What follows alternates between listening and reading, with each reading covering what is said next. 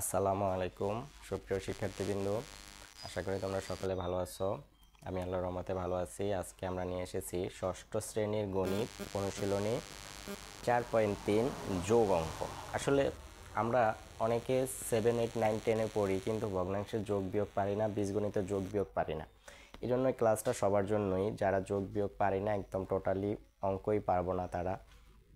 আর একটা জিনিস সবসময় খেয়াল রাখবা, মনে রাখবা যে যত লার্নিং তত আর্নিং, অর্থাৎ এই গণিতের প্রতি যত তুমি প্রচেষ্টা চালিয়ে যাবা, তোমার ভবিষ্যৎ জীবন ততই ভালোর দিকে যাইতে থাকবে।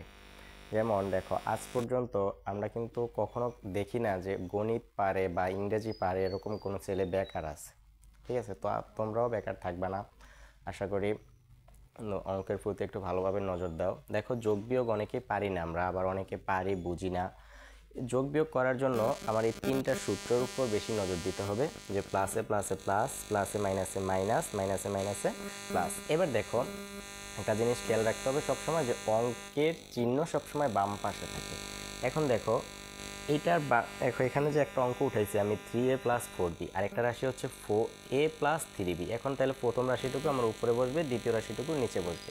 এখন অঙ্কের চিহ্ন থাকে সবসময় বাম পাশে, তাহলে এটার বাম পাশে এটা, তাহলে 3 এর চিহ্ন এই পাশে থাকবে, 4bর চিহ্ন এই পাশে থাকবে, এর চিহ্ন এই পাশে থাকবে, 3bর চিহ্ন এই পাশে থাকবে। একটা জিনিস মনে রাখবা, যোগ বিয়োগ করার ক্ষেত্রে এর সাথে এই যোগ হবে, বির সাথে বি যোগ হবে, এক্স এর সাথে এক্স যোগ হবে, ওয়াইয়ের সাথে ওয়াই যোগ হবে, এর সাথে কখনো এক্স যোগ হবে না।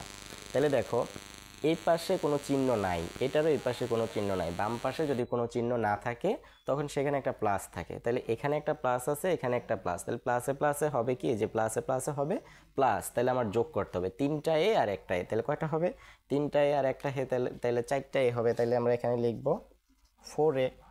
এবার দেখো, এটুকের কাজ শেষ।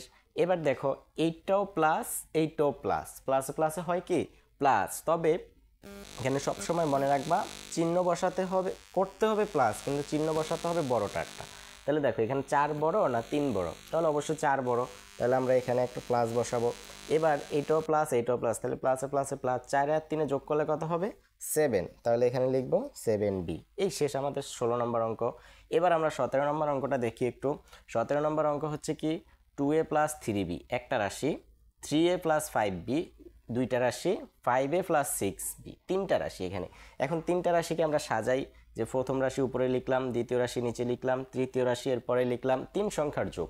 এখন দেখো, এই 3 সংখ্যার যোগের ক্ষেত্রে আমার কি করতে হবে, এখন দেখো, এটার চিহ্ন প্লাস, এটার চিহ্ন প্লাস, এটার চিহ্ন প্লাস, তাহলে প্লাসে প্লাসে হবে কি প্লাস। তাহলে এখানে হচ্ছে 2, এখানে হচ্ছে 3, 5, আর এখানে হচ্ছে 5, 5 আর 5 যোগ করলে হবে 10a, 10a। এরপরে দেখো, এখানে এটা প্লাস, এটা প্লাস, এটা প্লাস, প্লাসে প্লাসে হবে, তাইলে এটাও প্লাস।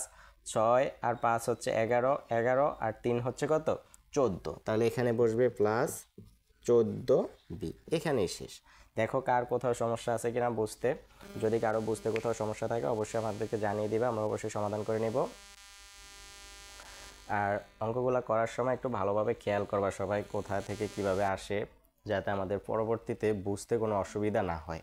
আর আমাদের অফলাইন বেজে যারা ভর্তি হতে চাও তারা অবশ্যই চলে আসবা। আমাদের ঠিকানা সাফল্য কোচিং সেন্টার, গণিমা সাইক্লিং সেন্টার, চরপেশন ভোলা। ভালো থাকবা সবাই। পরবর্তী ভিডিও দেখার জন্য আমন্ত্রণ রইল সবার। পরবর্তীতে আমরা ধাপে ধাপে আস্তে আস্তে সকল শ্রেণীর ভিডিও আপলোড দেব। তোমরা যারা গণিত একদমই পারো না, দুর্বল, তারা অবশ্যই আমাদের চ্যানেলটা সাবস্ক্রাইব করে রাখবা। আশা করি তোমাদের উপকৃত হবে। ধন্যবাদ সবাই, ভালো থাকবা, সুস্থ থাকবা, আল্লাহ হাফেজ।